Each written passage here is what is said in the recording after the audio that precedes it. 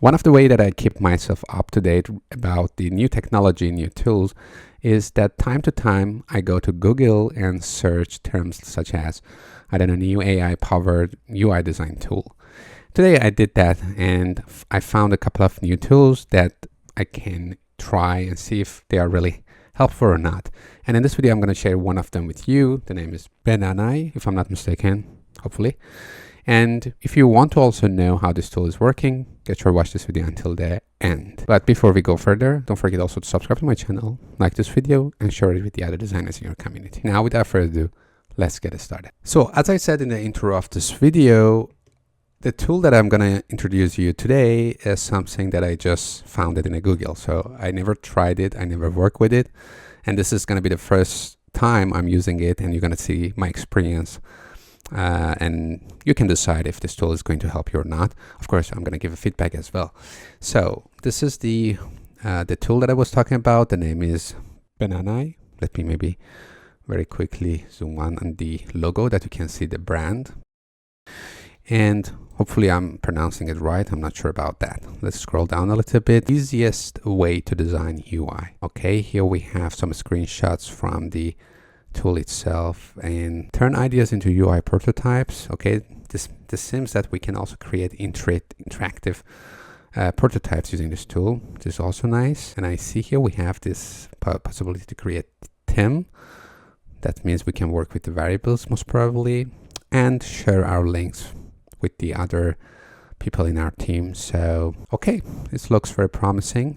Let's start. I see that we can start for free by clicking on this link on top. So let's click on that.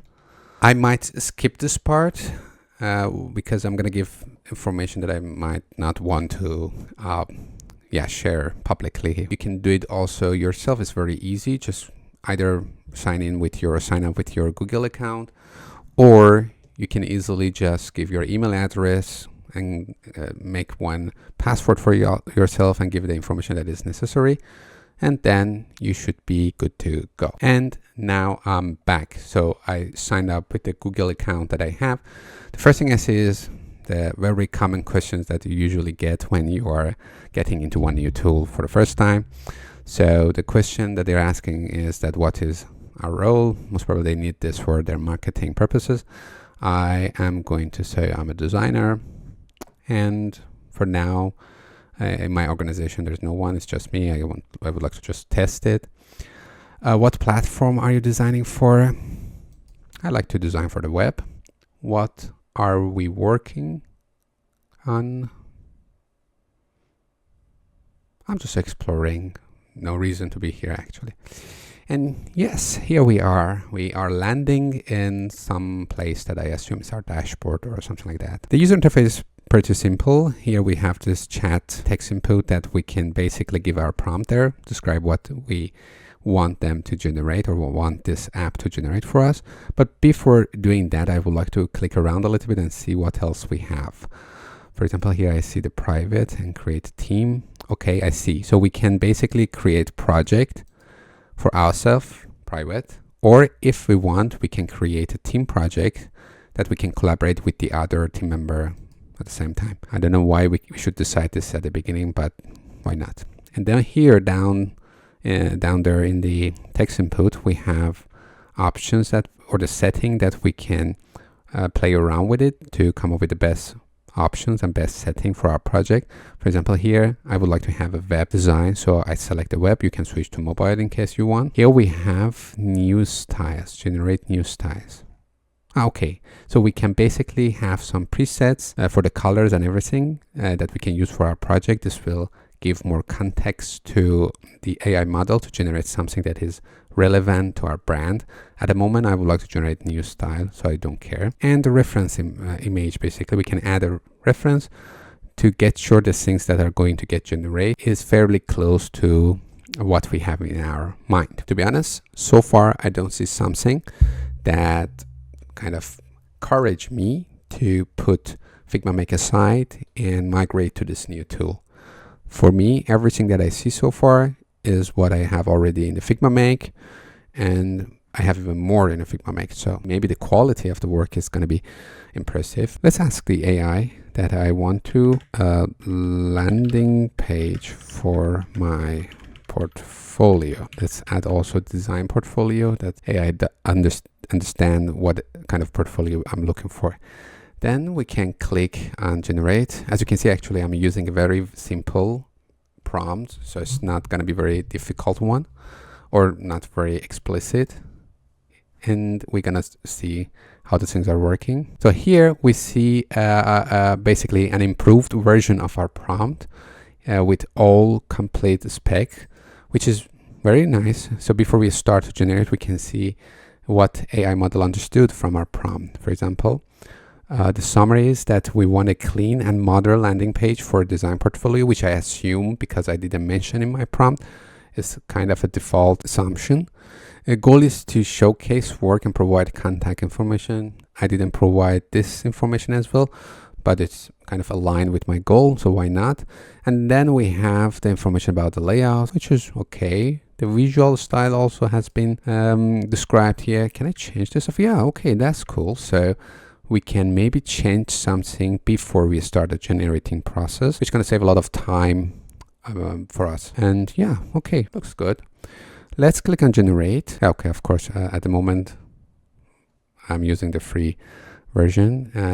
Here you can see the pricing. If you want to have a pro account, pro license, then I have to pay $20 per month. For a team, basically you need to pay €30 per month per member, which is kind of a little bit expensive. I'm not sure, at the moment I pay almost around the same for the whole Figma ecosystem, so I'm not sure if the pricing strategy here is very... Let's click on the skip on top here. And here we go.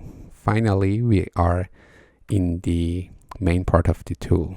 And here we are. We have our first result. To be honest, it's not something very impressive. The layout is very simple.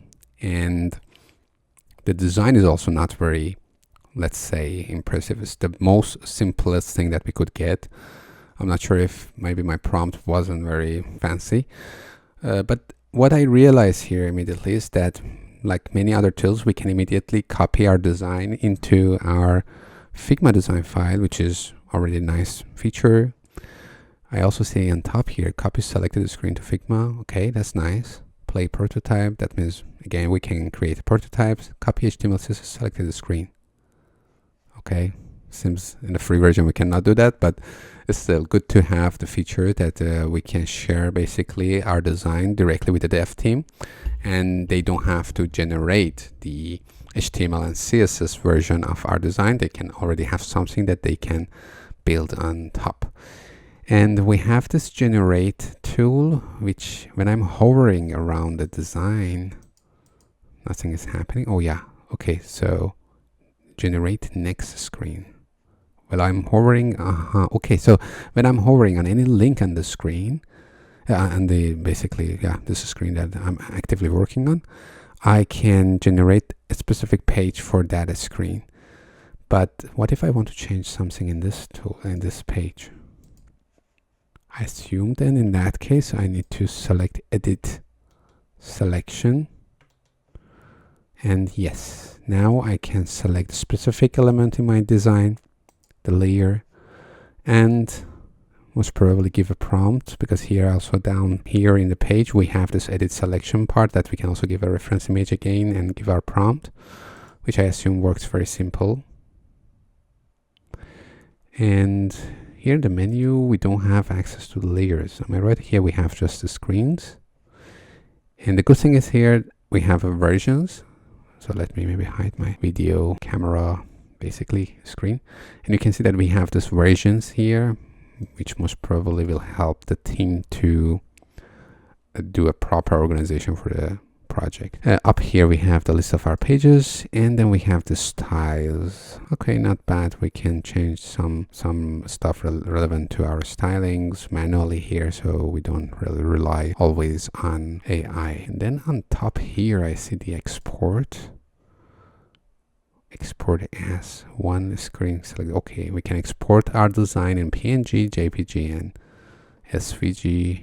And for sharing, yes, we can copy the link and share the project with others to have a collaboration. Let's very quickly create the next page. For example, here for Let's Talk, I would like to click, and then we will have this prompt page again. So I'm not going to give any specific prompt. Let's see what AI is going to imagine for this page, and if it's going to understand the context of the whole page that itself generated before. Okay, now we have the second page, which you can see right now here. The name is contact modal. Let's go to the screens. You can see it also here in the list, contact modal. I'm not sure what does that mean, because now we have a form without any other element that we used to have in the normal page. For example, here we have a navigation, we have the footer, but in this page now we have totally different design style. Not totally, of course, some colors and the buttons are following the same stylings that we had in the previous page, but I don't see any other connection. I'm not sure if it's kind of gonna be like overlay or something like that, but maybe we can give it a try. Select the first frame here and play the prototype. And now if I click on Let's Talk, nothing is happening. So since it's not working, so how we can do this, how we can create a prototype in that case. I'm going to use the prompt to ask create a prototype for me, because I couldn't find any other way, to be honest. So can you link this button to contact modal page, or better to open the contact form in overlay? You know, my assumption is that, okay, unfortunately, we made a new page. Okay, understood. It's generating exactly the same thing. To be honest, we have the contact form down here as well. Okay, so I see. It's trying to generate the overlay instead of having a single page for the contact form, which does make sense. Let's see if the prototype is working now or not. Okay, now the design is ready, the design of the overlay page, and I would like to run the prototype again. I'm clicking on Let's Talk. Nothing is happening. I have problem with closing the prototype. So unfortunately, it seems that prototyping at least is not that easy to make, or maybe I had a problem with it. I'm not sure. Let me know if you're also using this tool, or you gave a try to this one and then you've figured out how to make a prototype. To be honest, Banani is not something that I really want to add to my daily design toolbox. Quality of the generated works are not that high, or they are not very innovative and creative. Things are very simple. The features that we found in this tool, or actually I experienced working with them in today's video, they are not something that I say I'm missing in Figma or in the other design tools. For example, the Stitch itself from Google does have all those features. So if you really want to create a new tool, I would say you have a really huge challenge these days, because it's a very competitive market and there are very big players such as Figma, Adobe, or the other brands that are creating this kind of design tool. So unfortunately, this moment in this stage, the version that I use is not something I can use or I recommend to you. Thanks for watching this video. Before you end this video, don't forget also to subscribe to my channel, like this video, share your opinion and thought in the comment section, which is very important for me. I'm definitely going through all of your comments. And if you want me to make a video about a specific topic or a specific thing, just don't forget to share it with me. Let's learn together, and see you in the next video. Pretty cool, just show me the why.